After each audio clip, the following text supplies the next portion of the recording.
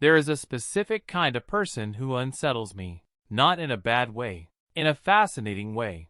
You know the type. You visit their home unannounced, no warning, no time to prepare, and the place looks like a magazine shoot, counters clear, floors clean, everything exactly where it belongs. And you stand there, quietly calculating how long it has been since you did your own dishes, and you think, what is actually different about this person? Because it is not time. You both have the same 24 hours. It is not money. A clean home does not cost more. It is not even personality. I have met chaotic, wild, spontaneous people with immaculate apartments.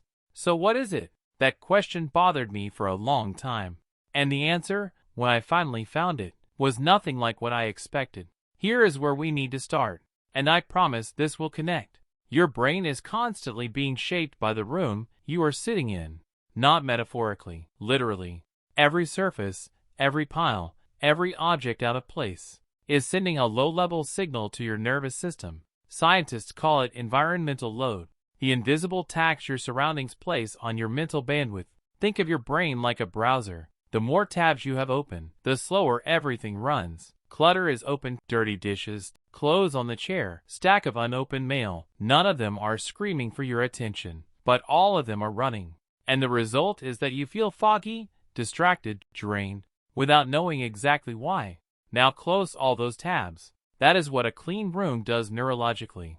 It does not just look calmer. It functionally makes you calmer, more focused, more capable. The people who live in consistently ordered spaces are not just tidier. Their brains are operating with less friction every single day. And once you understand that, the habit stops looking like a personality quirk and starts looking like a strategy. But here is what I find even more compelling. And this is the part most videos completely skip over. Keeping a clean home is fundamentally about control. And I mean that in the healthiest possible sense. Look at your life honestly for a moment. How much of it is actually within your hands? Your career has uncertainty. Your relationships require other people. Your health involves factors you cannot fully manage. The news is a daily reminder that the world operates largely without your input. And yet, your kitchen, your bedroom, the surface of your bathroom counter, those are yours. Entirely. Unconditionally. Every time you wipe something down, every time you wash a dish before it becomes a pile, you are doing something that goes way deeper than hygiene. You are telling your own nervous system, I can affect my environment. My actions produce results. I am not just floating through my life. Psychologists measure this as your locus of control, the degree to which you believe your actions shape your outcomes. People with a strong internal locus of control experience less anxiety, recover from setbacks faster, and report higher overall satisfaction with their lives. And one of the most reliable, most accessible ways to reinforce that belief every single day costs you nothing but 10 minutes and a sponge.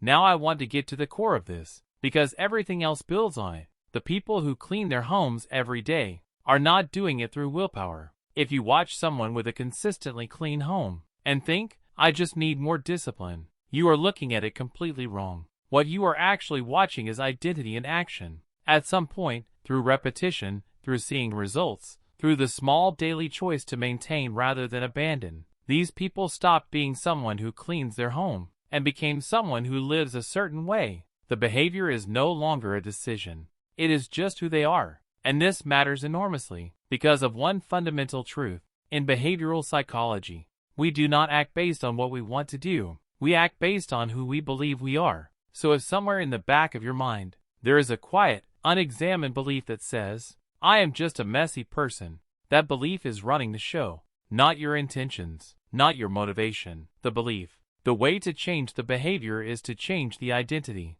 And the way to change the identity is not to wake up one day and decide you are different. It is to accumulate evidence. Small, consistent, undeniable evidence that says, actually, this is who I am now. Wipe the counter tonight. Not because you feel like it, because it is the kind of thing you do. Make the bed tomorrow morning. Not because the room needs it, because you are the kind of person who does. Every repetition is a vote cast for a new version of yourself. And eventually, Research suggests somewhere around 2 months of consistency.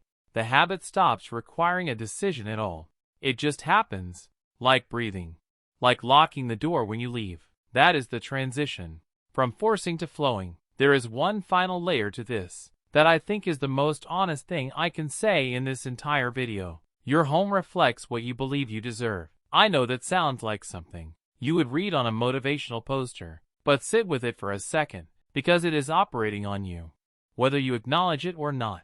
When you walk into a neglected space every day, dishes in the sink, surfaces dusty, floor unswept, you are absorbing a message. The message is, this is fine for me. This is the standard I live at. And when you walk into a maintained, ordered, cared for space, especially one you created yourself, the message reverses. I took care of this. I take care of things. I take care of myself. That feeling when you walk into a clean room you maintained, that small, quiet lift, that is not just satisfaction.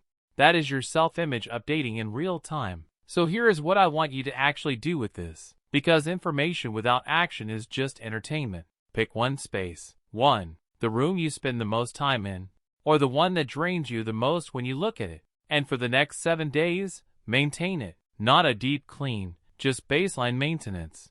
5 to 10 minutes a day. Nothing gets the chance to pile up. Do that for 7 days. Then ask yourself honestly, did it change how you felt walking into that room? Did it change how you started your mornings?